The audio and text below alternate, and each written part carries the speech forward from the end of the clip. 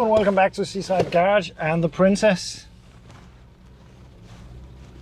And a little drive on the road.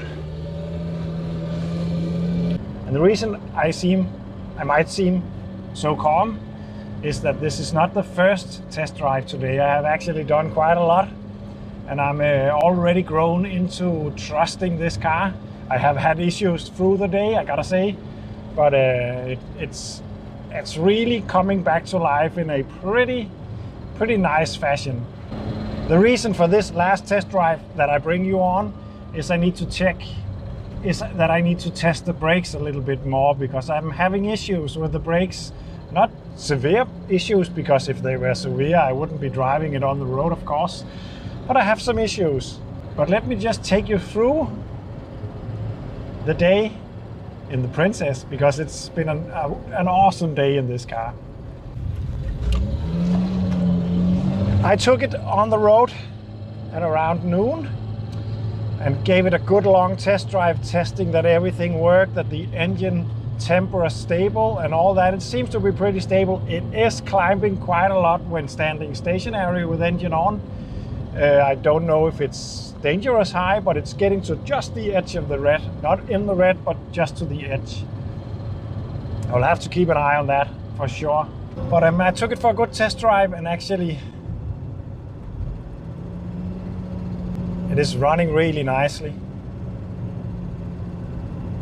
The engine is pulling pretty smoothly, and in general it's just coming back to life really nice. It's driving in a straight line. The wheel is slightly crooked, but it's driving in a straight line.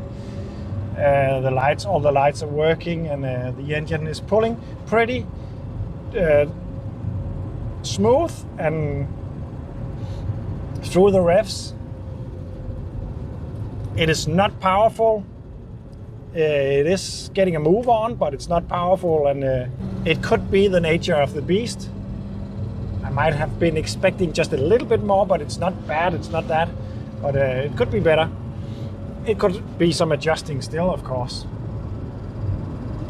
The tappity engine noise is still there, of course. I haven't fixed that just yet, and it is annoying because it's quite loud in here actually, considering how nice the car interior is. So I was expecting a bit more silence in here, but I think when I get those shims it up right, I think it will be really nice, because the engine sound itself is nice. It's just the tappet sound that is a bit annoying. Oh, nice Merc.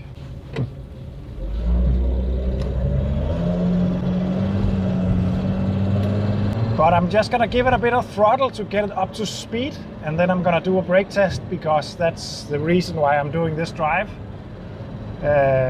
So I'm just gonna give it a bit. Come on, it's sounding pretty nice. I'm pulling pretty strongly actually. This is not full power, by the way. So now I'm just gonna give it a bit of a brake. Yeah, that's nice. It's beginning to work right. You might saw that I had to turn the wheel a little bit, and the reason why I'm doing all this work to the brakes today is that it's not braking completely straight. I actually was so sure that everything was all right, so I went to the MOT and got the brakes tested. Not a full MOT, just the brakes. And unfortunately that showed that the front brakes were braking uneven by around 35%. I could feel it slightly, of course, but not bad. The limit is 30%, which is high, to be honest. It shouldn't be that high, but it's the limit. So it was over the limit. It wouldn't be able to pass an MOT. So I went back home, and I was actually expecting the calipers to maybe be a bit stuck. So I took the calipers apart and made sure that all 8 pistons moved freely. One of them was slightly stuck, so I think that was the issue. I just got them moving in and out a couple of times, and now it's possible to move them in with the push of a screwdriver, so that should be just fine. Before putting it back together, I put in new brake pads for the front, and then I took it for a drive, and it just was really braking on straight, really a lot actually. I was really surprised that my attempt to fix it made it worse, and I really didn't know what could cause that, because the calipers are not stuck. The rear brakes on the brake test at the MOT worked just fine, so it's not something with air in the system. It's not the master either. So what is it? I really didn't know. Then I took it for a test drive and used the brakes a couple of times, because I remembered that I put in new pads. They need to bed into the old disc. After a while it felt completely fine, so I actually went by the MOT station again and got the brakes tested again. It showed a big improvement, and it was within the limit, around 20%. Still not perfect, but it's getting there, and I think by just using it a bit, it will be pretty much straight. It really feels like it is healthy, that system. But unfortunately, I also fiddled a little bit with the rear brakes, even though they were working just fine. I thought that they were maybe dragging a little bit, so I took that apart again and checked that that everything was all right. And then it wasn't braking straight on the rear axle all of a sudden, and around 35% also, 34 I think was the number. So it's not possible for this car to pass the MOT, so I haven't attempted an MOT just yet. But I think the only thing that's wrong with these brakes are that they have not been used. So I have checked everything over once again. There's new brake fluid in the system. Everything is moving freely. Nothing is dragging, nothing is overheating. So I think all that's needed is a good test drive where the brakes are being used, and then I think it will be ready for the MOT. Unfortunately, it's late in the day now, so the MOT station is no longer open. So I'm just gonna do this test drive, and then I'm gonna order a new set of testing number plates, and then I will take the test again, hopefully later this week. But this is a pretty nice car to drive. Each and every time I stopped this car, people came up to me and wanted to talk about it, because a lot of people know something about this car. An old man even, and unfortunately I didn't have a lot of time, but he was a old Domi mechanic, it's called in Denmark, and worked with these cars when they were new, which was pretty awesome. And he was pretty impressed that this was the 2200, because that was the good one, as he said.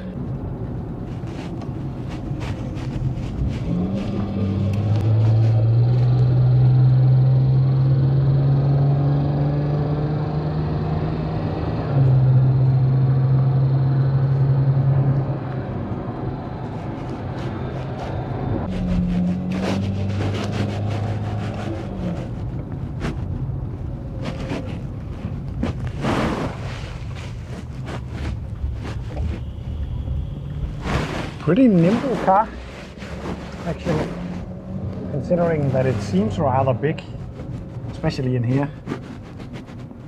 Not comparing it to new cars, but comparing it to all the other cars I owned from this era, the great era. Oh, let me just get this down. Oh yeah.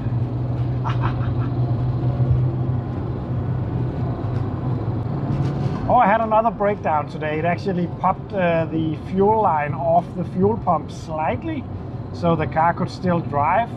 But I just got a massive fuel smell in here and stopped the car, and it has just poured fuel all over everything. One of the risky things. But I just tightened up the... I just had to put the hose back on and tighten up the duplicate clip, and everything was nice. So I think I might have forgotten to do that right when changing fuel filter and all that. It's a good braking system on this car. Also, remember, 8 pistons at the front is a lot. It's really impressive. Yeah, it seems pretty nice. Of course, there's no ABS, so I have to use the brake a little bit carefully. but I'm used to that, to be honest. Let's do one more break. Yeah, this is, I think it's straight enough. So my favorite testing strip of road. Woo! Oh, this is a nice place to drive this. The suspension is awesome. I think it's slightly harder than it's supposed to be because of nitrogen that has left the units, but it's really, I think it's nice. It's pretty soft. It's just not as soft as a Citroen, for instance, but I wouldn't want it any softer than this. I really like it actually, but I might think it, from description, it could be maybe a bit more soft than this, but I don't know.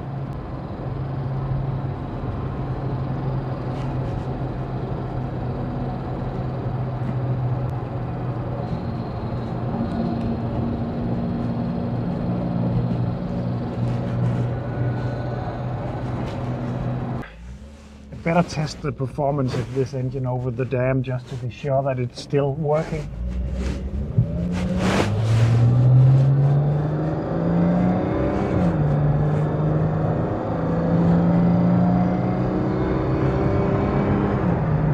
Oh yeah.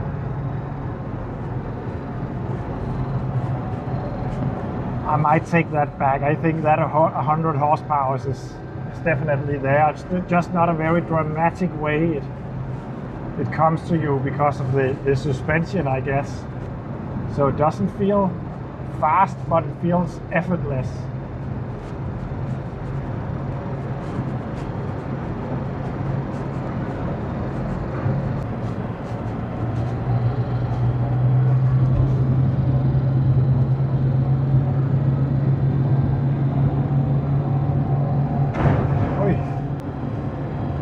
That was a lot of air.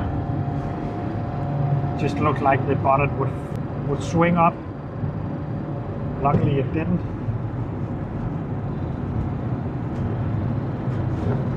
You guys fell down.